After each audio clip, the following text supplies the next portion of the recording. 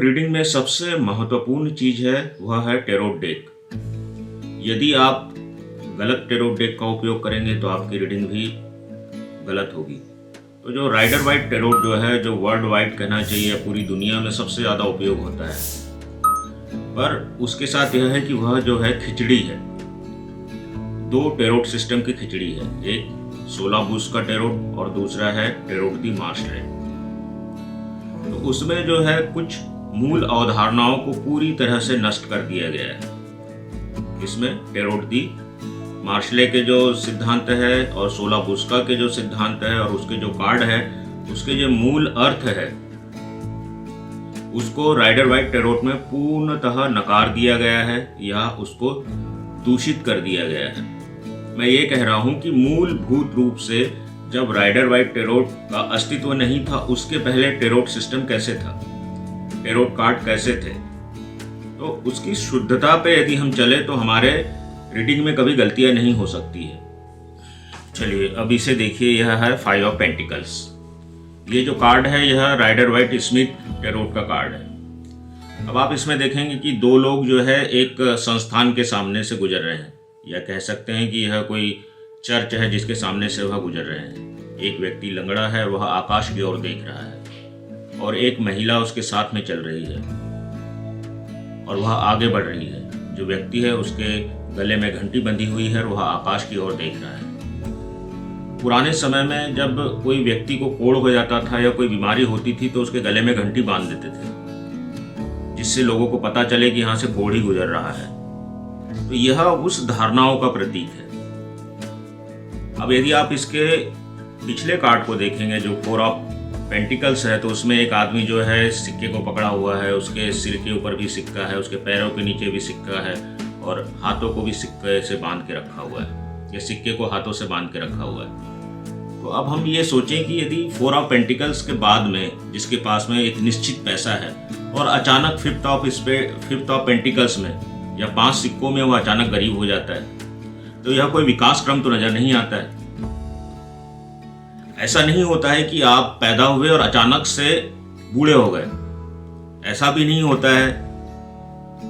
तो tarot card जो है वह जिंदगी से तो अलग नहीं हो सकते, वह आपकी जिंदगी का ही दर्पण है। मगर यदि दर्पण खराब हो तो छवि भी धूमिल हो जाएगी और कुछ का कुछ दिखाएगी।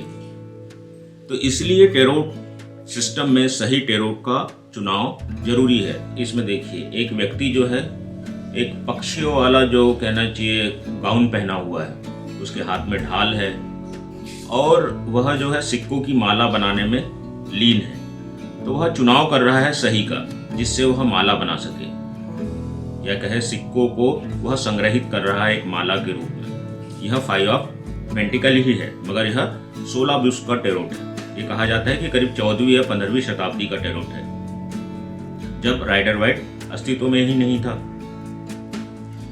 इसके बाद हम देखते हैं दूसरा, देखो आप 5 ऑफ पेंटिकल्स, यह जो है यह भी 16वीं शताब्दी का है।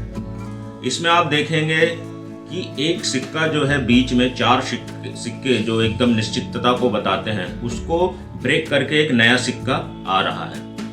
यह एक लिमिटेशंस को ब्रेक कर रहा है। यह एक सीमित स्थिति को आगे बढ़ने के लिए प्रोत्साहित कर रहा है।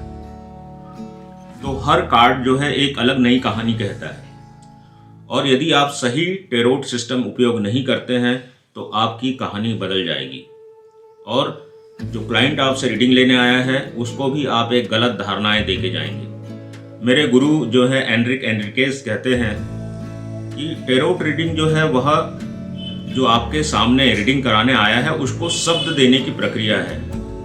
वह जिस समस्या से गुजर रहा है, चाहे वह मानसिक हो चाहे वह भावनात्मक हो, मगर उसके पास में शब्द नहीं है कि उसको वह कैसे अभिव्यक्त करे, कैसे उसे समझे।